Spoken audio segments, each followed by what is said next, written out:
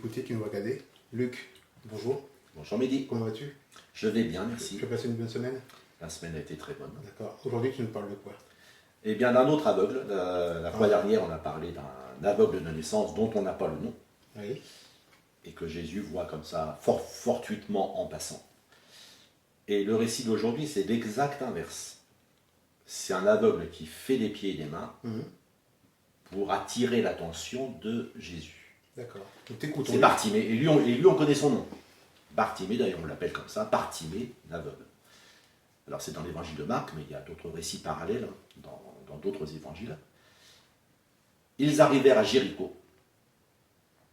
Et lorsque Jésus en sortit avec ses disciples et une assez grande foule, le fils de Timée, Bartimée, mendiant aveugle, était assis au bord du chemin. Il entendit que c'était Jésus de Nazareth, et il se mit à crier, « Fils de David, Jésus, aie pitié de moi. » Plusieurs le reprenaient pour le faire taire, mais il criait beaucoup plus fort, « Fils de David, aie pitié de moi. » Voilà l'interpellation de Bartimée. Alors Luc, j'ai une question. Où se trouve Jéricho?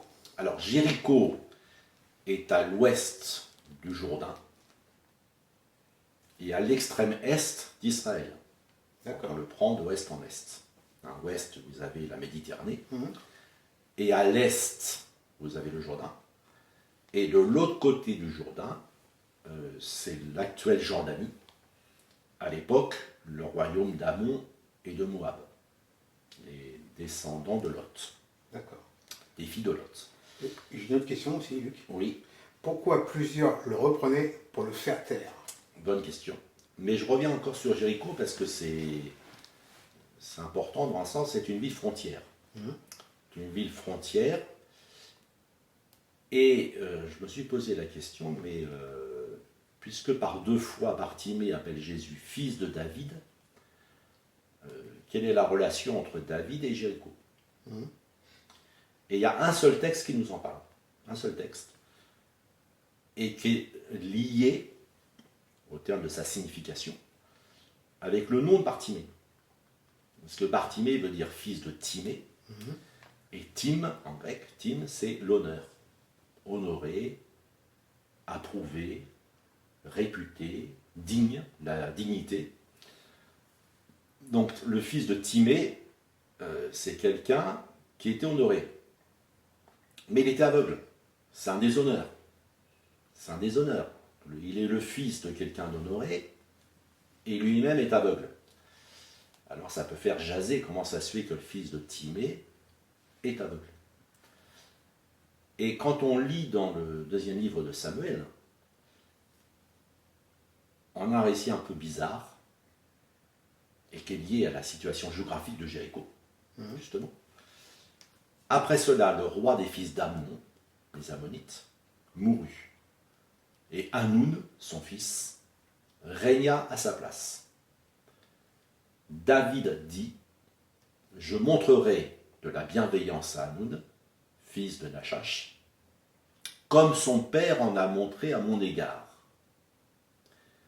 Et David envoya ses serviteurs pour le consoler au sujet de son père.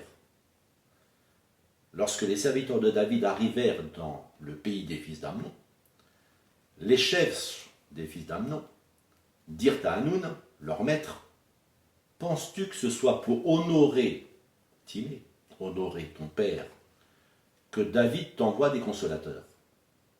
N'est-ce pas pour reconnaître et explorer la ville et pour la détruire qu'il envoie ses serviteurs auprès de toi? » Alors Hanoun saisit les serviteurs de David, leur fit raser la moitié de la barbe et fit couper leurs habits par le milieu jusqu'au haut des cuisses. Puis les congédia. David, qui fut informé, envoya des gens à leur rencontre, car ces hommes étaient dans une grande confusion, un grand déshonneur. Et le roi leur fit dire, « Restez à Jéricho, jusqu'à ce que votre barbe ait repoussé. Et revenez ensuite. » C'est une façon d'envisager la vie diplomatique assez particulière. On a connu beaucoup d'enterrements de chefs d'État français et tous les dirigeants de la planète viennent à Paris, à Notre-Dame, pour la cérémonie. Mais on n'a jamais vu dans l'histoire récente, heureusement, que quand on allait porter ses condoléances à un chef d'État, celui-ci faisait couper la moitié du pantalon des diplomates qui étaient envoyés par le ministère des Affaires étrangères. Et s'ils avaient une barbe, ça revient à la mode, alors c'est bien, couper la moitié de la barbe. Ça vous met dans une situation extrêmement gênante. Et dans ce déshonneur, vous voyez, c'est pour ça que c'est bizarre que le récit de l'Évangile dise Bartimée insiste, fils de Timée, l'honorable. Le fils de l'honorable n'est pas très honorable puisqu'il est aveugle. Mais dans le passé, lui, par deux fois, fils de David, aie pitié de moi.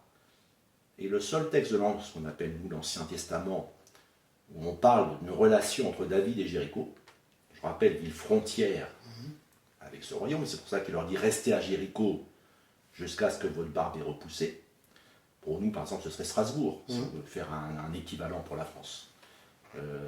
Comme si le président de la République leur disait restez à Strasbourg, quand votre barbe aura repoussé, vous pourrez revenir à Paris. Et votre honneur sera restauré.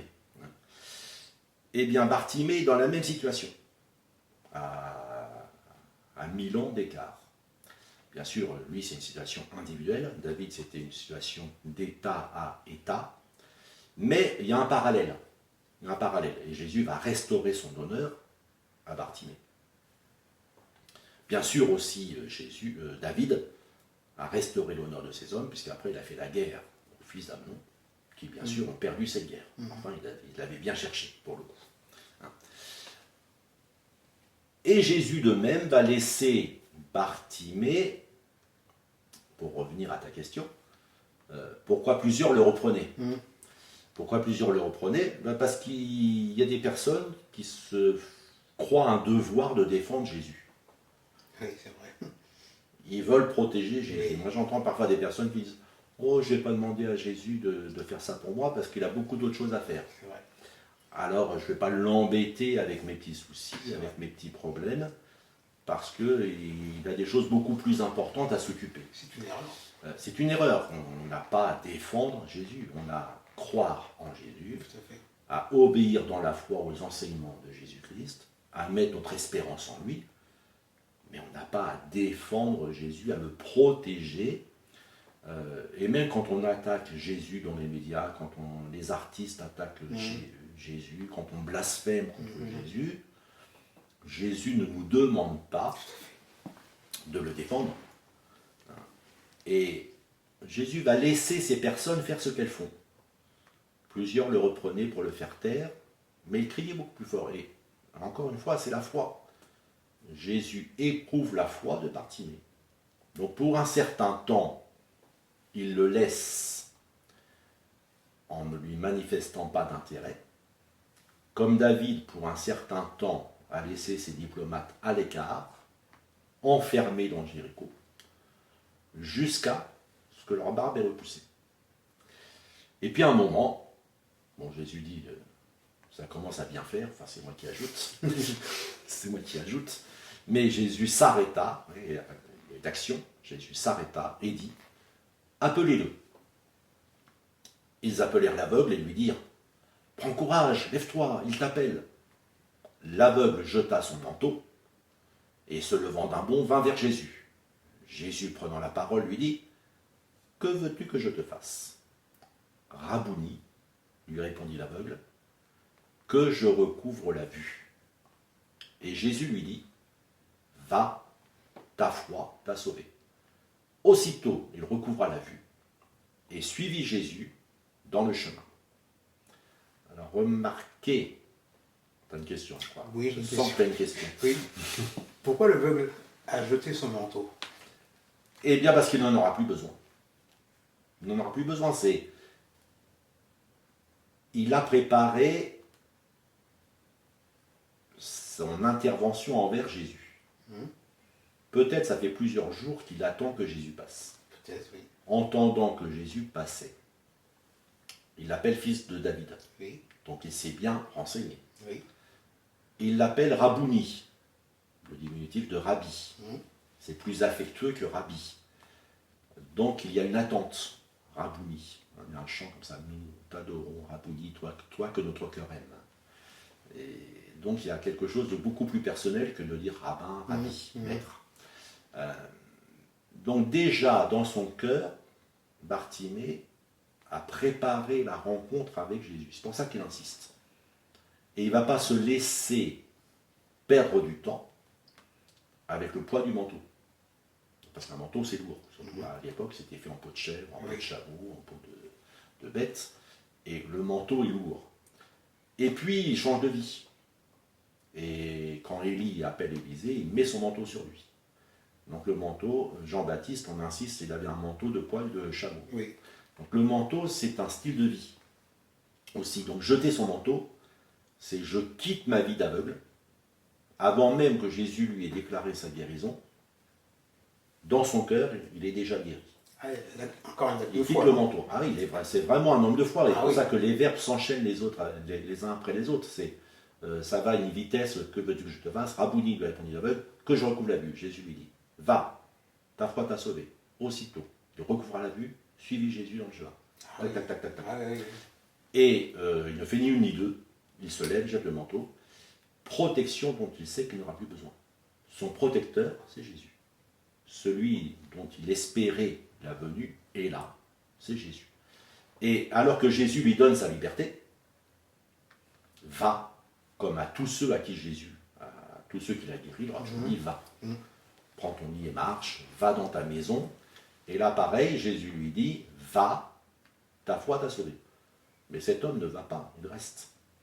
Il reste. Faut suivre. Et il suivit Jésus dans le chemin. Oui, le chemin, le droit chemin, le bon chemin, le chemin honorable, le chemin avec Jésus.